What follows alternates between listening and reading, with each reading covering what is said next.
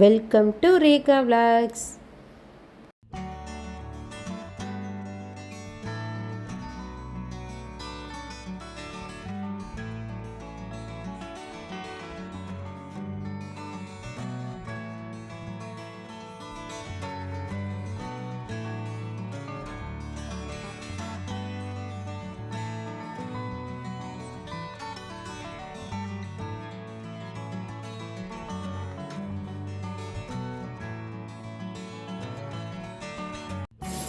Hi friends, Monday morning Sunday evening வந்து பார்த்திங்கன்னா ஊர்லேருந்து ஒரு 7:30க்கு தான் வந்தது பார்த்திங்கன்னா ரொம்ப டயர்டாக இருந்துச்சு.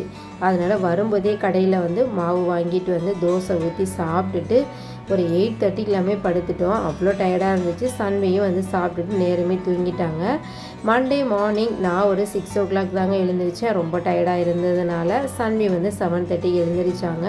கடகடன்னு சமைச்சு கேரட் ரைஸ் வச்சு ஸ்கூலுக்கும் அனுப்பி விட்டாச்சு. அதுக்கப்புறம் தான் என்னோடய வீட்டு வேலைகளையே நான் ஆரம்பித்தேன். பெட்ஷீட்டை சரி பண்ணுறது, சின்ன சின்ன வேலைகள் இதெல்லாமே ஆரம்பித்தேன். ஊர்லேருந்து கொண்டு வந்த பேகு எல்லாமே அப்படியே இருந்துச்சு. இந்த பெட்ஷீட் சரி பண்ணுற வேலையை முடிச்சிட்டோன்னா நமக்கு ஒரு பெட்ரூம் வந்து க்ளீனான ஒரு ஃபீல் கிடைக்கும். அப்படிங்கிறதுனால ஃபஸ்ட்டு நான் ஸ்டார்ட் பண்ண வேலை வந்து என்னோடய பெட்ரூமை வந்து சரி பண்ணுற வேலையை தான் ஆரம்பித்தேன். அதுக்கப்புறம் பார்த்திங்கன்னா வீடெல்லாம் க்ளீன் பண்ணியிருந்தது. ஃப்ரைடே வந்து ஆடி வெள்ளி அப்படிங்கிறதுனால மேட்லாமே மாற்றிட்டு கையோட அதையுமே வந்து வாஷ் பண்ணி பால்கனியில் காய போட்டிருந்தேன். நல்லா காஞ்சி இருந்துச்சு. அதையுமே நல்லா தூசிலாம் தட்டி விட்டுட்டு ஃபோல்ட் பண்ணி எடுத்து நம்ம வந்து செல்ஃபில் எப்போதும் போல் வச்சாச்சு. அடுத்து வந்து நெக்ஸ்ட்டு மாப்பிங் போடுறப்ப நமக்கு வந்து மாற்றுறதுக்கு ரொம்பவே ஈஸியாக இருக்கும். போட்டுட்டோம்னா நாள் கணக்கில் அப்படியே வாஷ் பண்ண மறந்துடுவோம். அதுக்கப்புறம் பார்த்திங்கன்னா நம்ம ஊருக்கு போயிட்டு வந்தாலே இந்த செடிக்கு தண்ணி ஊற்றாமல் இருக்கும்ல, காஞ்சி போயிருந்துச்சு. அதுக்குன்னு தண்ணி விட்டாச்சு. ஊர்லேருந்து கொண்டு வந்த ஆவாரம்பூ அது வந்து பேக்கில் அப்படியே இருந்துச்சு. நைட் எடுத்து வந்து இந்த முரத்தில் போட்டு வச்சுருந்தேன், காத்தோட்டமாக இருக்கட்டும் அப்படின்னு சொல்லிட்டு.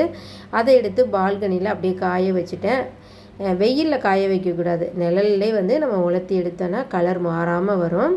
அதுக்கப்புறம் இந்த ட்ரெஸ்லாமே உள்ள பேக்லாம் எடுத்து வச்சுட்டேன். ஊர்லேருந்து வரும்போது ட்ரெஸ்லாம் வாஷ் பண்ணியே எடுத்து வச்சுட்டு வந்திருந்தேன். அதெல்லாம் எடுத்து செல்ஃப்லேயும் அந்த ரேக்லேயும் வச்சுட்டோன்னா சரியாக போயிடும். அதனால தான் இந்த பெட்ரூமில் எடுத்து வச்சுட்டு ஊர்லேருந்து கொண்டு வந்த திங்ஸ்லாமே எடுத்து வச்சிடலான்னாங்க. அதெல்லாம் எடுத்து பார்த்துட்டு இருந்தேன்.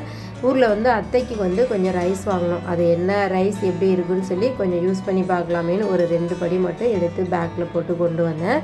அதுக்கப்புறம் வந்து அத்தை வந்து மாவத்தல் போட்டிருந்தாங்க. நம்ம மாங்காய் மரத்துலேருந்து நிறைய மாங்காய் வந்து சேல்ஸ் ஆகாமலும் இருந்துச்சு. அதனால் கொஞ்சம் மாங்காய் எடுத்து வத்தலாக போட்டு வச்சுருந்தாங்க. மாவத்தல் குழம்பு, வெந்தய மாங்காய் இதெல்லாம் செய்கிறதுக்கு ரொம்பவே சூப்பராக இருக்கும்.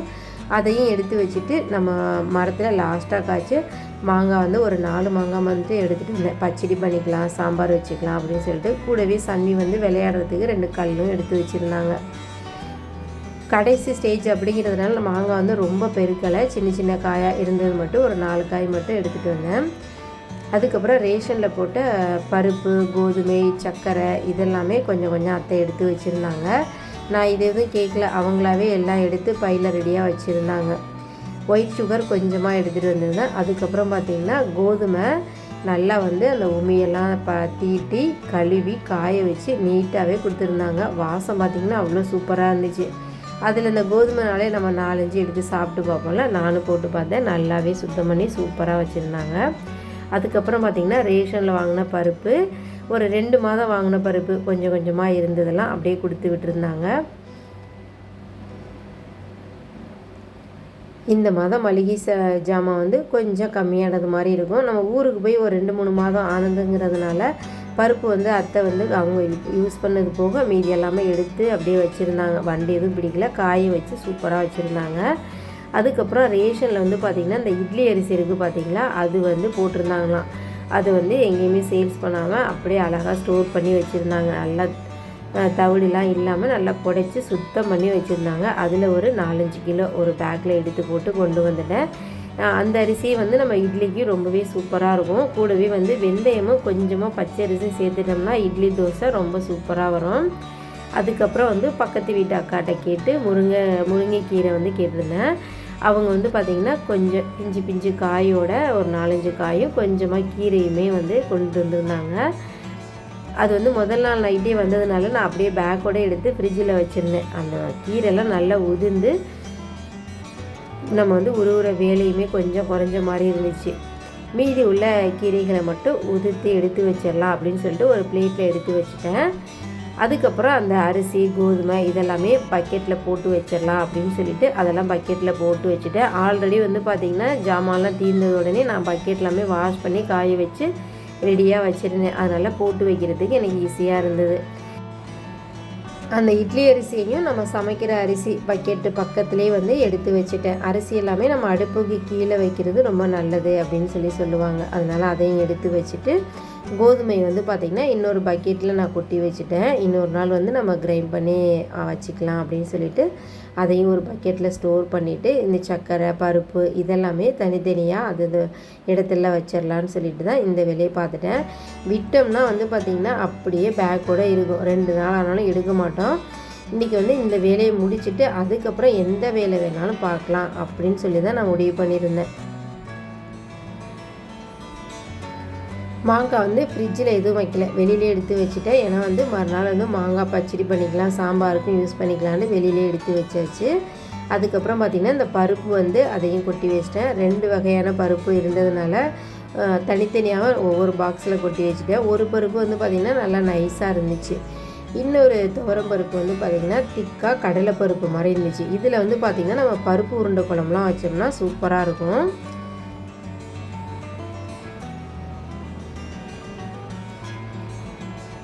இந்த ஜாமானெல்லாம் அது இதில் இடத்துல கொட்டி வச்சுட்டு இந்த முருங்கைக்கீரையும் கையோட உதுத்து வச்சிடலாம் அப்படின்னு சொல்லிட்டு ஏற்கனவே உதுத்தையும் ஒரு பாத்திரத்தில் போட்டுட்டு அதுக்கப்புறம் மீதி உள்ள இலைகள் எல்லாமே எடுத்து நீட்டாக போட்டு வச்சுட்டேன்.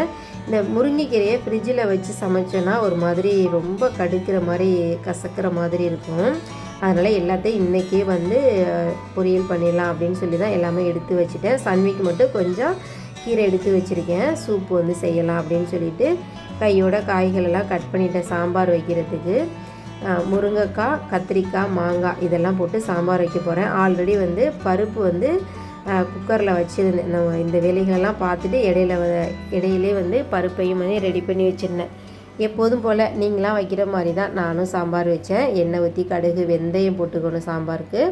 அப்புறம் கருவேப்பிலை, வெங்காயம், தக்காளி, பூண்டு, ஜீரகம், பெருங்காயம் இதெல்லாம் சேர்த்து வதக்கி விட்டுட்டு காய்கறியை நல்லா உப்பு போட்டு வதக்கிட்டு அதுக்கப்புறம் நம்ம வேக வச்ச பருப்பை கொட்டி மல்லித்தூள், மிளகாத்தூள், அதுக்கப்புறம் கொஞ்சமாக புளி, ஏன்னா வந்து நம்ம மாங்காய் கொஞ்சம் சேர்த்துருக்கறனால லைட்டாக மட்டும் புளி சேர்த்து கொதிக்க வச்சு எடுத்தாச்சு சாம்பார்.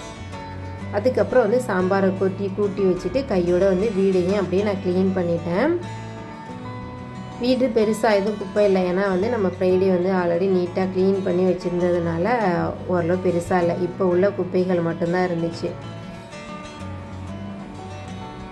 ஃபஸ்ட்டு பெருங்குப்பையெல்லாம் நம்ம அள்ளிட்டோம்னா அதுக்கப்புறம் வந்து நம்ம அந்த சின்ன குப்பையெல்லாம் வந்து லைட்டாக உள்ள தூசியெல்லாம் பெருக்கிறதுக்கு ரொம்ப ஈஸியாக இருக்கும். அதனால் நம்ம கீரை உருவுறது அந்த குப்பைகள் எல்லாமே எடுத்துகிட்டு அப்புறம் எப்போதும் போல் நான் வீடையுமே பெருக்கி வாசலையும் அப்படியே மாப்பிங் போட்டு விட்டுட்டு வந்து பார்த்திங்கன்னா ஹேண்ட் வாஷ்லாம் முடிச்சுட்டு அப்படியே கீரை பொரியலையும் பண்ணி வச்சிடலான்னு சொல்லிட்டு கீரையை ஒரு சைடு வதக்கி விட்டுட்டு இருந்த பாத்திரங்களையும் அப்படியே வந்து கடகடன்னு தேய்ச்சி வச்சுட்டு ஊருக்கு போயிட்டு வந்தாலே நம்ம பைக்கில் தான் ட்ராவல் பண்ணுறோம். அப்படியே தூசியெல்லாம் தலையில் அடித்து ரொம்பவே ஒரு மாதிரி இருக்கும், ஹீட்டாக வேற இருக்கும். அதனால் எப்போதுமே ஊருக்கு போயிட்டு வந்தாக்கா மறுநாள் வந்து தலைக்கு வந்து நல்லா எண்ணெய் வச்சு தலை குளித்தாதான் நல்லா வந்து அலுப்பே போகிற மாதிரி இருக்கும். இது வந்து பார்த்திங்கன்னா நம்ம தலையில் தூசி படிஞ்சு அதனால வந்து பார்த்திங்கன்னா நமக்கு ஒரு மாதிரி சீக்கிரமாக சிக்குவாடு அடிக்கிற மாதிரி இருக்கும். அதனால் எப்போதுமே ட்ராவல் பண்ணிட்டு வந்தால் இந்த மாதிரி ஒரு ஹேர் வாஷ் பண்ணிட்டா நீட்டாக இருக்கும். அதே போல் முடி வந்து நம்ம குளிக்கிறதுக்கு முன்னாடியும் எண்ணெய் தேய்ச்சிட்டு நல்லா சிக்கு இல்லாமல் எடுத்து அதுக்கப்புறம் போய் நம்ம குளித்தோம்னா குளித்ததுக்கப்புறம் வந்து பார்த்திங்கன்னா அதிகம் சிக்கு விழுகாத மாதிரி முடி நல்லா சில்கியாக சூப்பராக இருக்கும். நிறைய பேர் வந்து முடி வளரணும் அப்படிங்கிறதுக்காக எக்ஸ்டர்னலாக நிறைய பேர் எல்லாமே யூஸ் பண்ணுவாங்க. ஆனால் வந்து பார்த்திங்கன்னா நம்ம எடுத்துக்கிற ஃபுட்டுலேருந்து நம்ம குடிக்கிற தண்ணியிலேருந்து எல்லாமே வந்து ஹேர் க்ரோத்துக்கு ஹெல்ப் பண்ணும். நல்லா ப்ரோட்டீன் கண்டென்ட் உள்ளதாக ஃபுட்டாக எடுத்துக்கிறது, ஸ்கின் வந்து டீஹைட்ரேஷன் ஆகாமல் மாதிரி தண்ணி வந்து நிறைய குடிக்கிறது, இதெல்லாம் வந்து ஹேர் க்ரோத்துக்கு ரொம்பவே பாதுகாப்பாக இருக்கும். அதோட வந்து சேர்த்து நம்ம எக்ஸ்ட்ரா நல்லா போடுற ஹேர் ஆயில், ஷாம்பு இது எல்லாமே கொஞ்சம் ஹெல்ப் பண்ணும். நான் வந்து தேங்காய் எண்ணெய் ப்ளைன் எண்ணெய் வந்து எப்போதும் தேய்க்க வச்சுப்பேன். இந்த டைம் வந்து பார்த்திங்கன்னா இந்த மருதாணி, வெந்தயம், கருஞ்சீரகம்லாம் போட்டு வச்சுருந்த எண்ணெய் தான் இப்போ நான் தேய்ச்சி வச்சுட்டு கொண்டை போட்டு அப்படியே குளிக்கலான்னு ரெடி ஆகிட்டேன். எனக்கு வந்து 6 அடி கூந்தல் அப்படின்னு நான் சொல்ல வரலைங்க. என்னோட இருக்கிற முடியை வந்து இன்னும் கொஞ்சம் க்ரௌத் ஆகிறதுக்கு என்னெல்லாம் பண்ணணுமோ சின்ன சின்ன எனக்கு தெரிஞ்ச விஷயங்களெல்லாம் நான் பண்ணுறேன். என்னையை நல்லா ஊற வச்சு நல்லாவே குளிச்சுட்டு வந்துட்டேன். ஹஸ்பண்ட் வந்து 2:30க்கு லஞ்சுக்கு வந்தாங்க. 2 பேரும் சேர்ந்து அப்படியே பேசிக்கிட்டே சாப்பிட்டாச்சு. நான் வந்து ரைஸ் கம்மியாகவும் கீரை வந்து நிறைய சாப்பிட்டேன். என்னோடய விளாக் வீடியோஸ் பிடிச்சிருக்கா என்னன்னு சொல்லி மறக்காமல் கமெண்ட்ஸில் சொல்லுங்கள். வீடியோ பிடிச்சிருந்தா லைக் பண்ணுங்கள். என்னோடய சேனலை இதான் நீங்கள் ஃபஸ்ட் டைம் பார்க்குறீங்க அப்படின்னா மறக்காமல் சப்ஸ்கிரைப் பண்ணி சப்போர்ட் பண்ணுங்கள். அடுத்த ஒரு லாங் வீடியோவில் நம்ம எல்லாருமே மீட் பண்ணுவோம்.